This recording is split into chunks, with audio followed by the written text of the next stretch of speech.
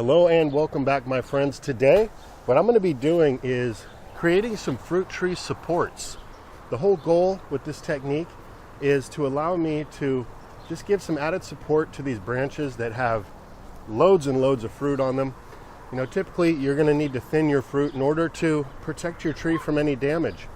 I'm not too concerned about fruit size. This fruit's not going to market. But rather, what I don't want to do is end up snapping any of these branches because I'm not appropriately thinning out the fruit set.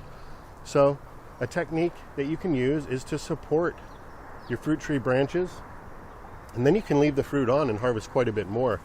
So as you can see here, I shared this with you in yesterday's video. This plum branch has crossed over the pathway and is using the fig tree branch here as an added support. So this is a natural way that a food forest design is functional and helps you to keep more fruit on the branches. But what I'm going to do is pound in a couple T-posts. I'm going to run a line across. I'm using a green landscape colored extension cord, but you could use a rope, you could use tree branches, whatever you have that you can use to support the branches is going to work. You might want to pound these in at a slight angle too, as it's going to pull inward with the weight of the branches.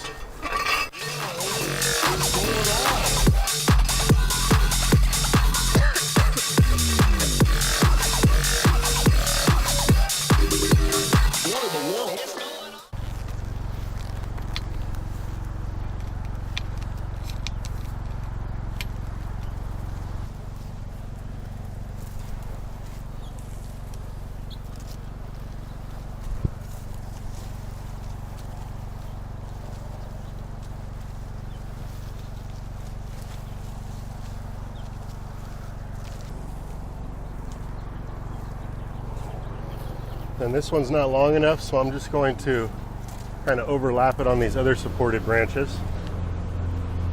And then also, you can thin a few of the fruit off the tip here. And anything that you see like this, yellowing small fruit, that can be pulled off. That's not going to mature. There's a few of those here.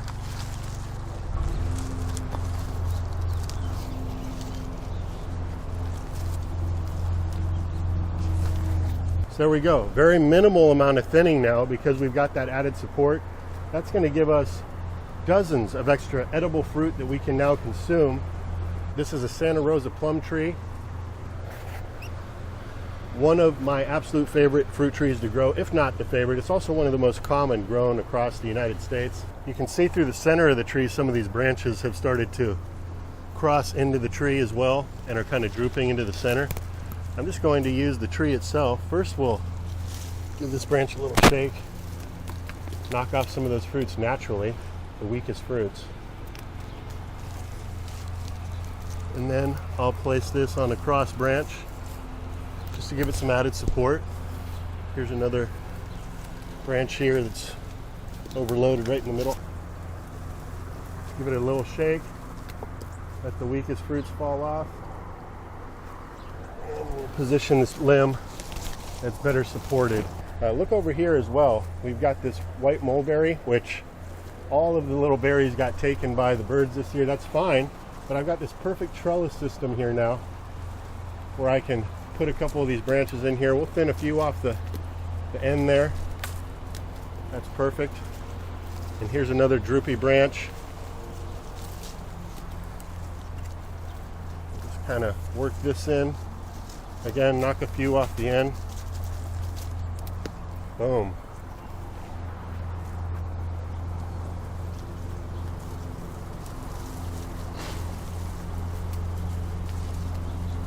So we're using this neighboring tree here as a trellis on this side.